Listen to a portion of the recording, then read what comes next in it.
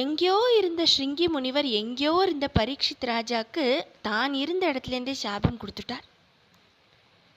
அந்த சாபம் எங்கேயோ பாதாள லோகத்தில் ரொம்ப தூரத்தில் கீழே எங்கேயோ இருக்கக்கூடிய பாம்பை அப்படி இழுத்துட்டு வருதான். அப்படின்னா முனிவர்களோட வாக்குக்கு எவ்வளோ பலன். முனிவர்களால் செய்ய முடியாதது எதுவுமே இல்லைங்கிறதையும் நம்ம புரிஞ்சுக்கலாம்.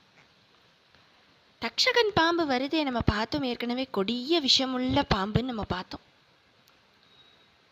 அது சாதாரண நாகங்கள் மாதிரியோ சாதாரண பாம்பு மாதிரியோ சும்மா ஊர்ந்து வரக்கூடிய பாம்புல பறந்து வருதான். ரெக்கையோடு இருக்கக்கூடிய அதிசய நாகம்.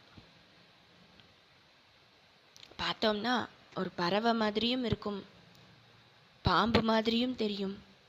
அது எந்த கிரியேச்சருங்கிறதெல்லாம் நமக்கு அந்த மாதிரி சொல்லவே முடியாது. அப்படி இருக்குமாம் தக்ஷகன். அப்படி ரெக்கை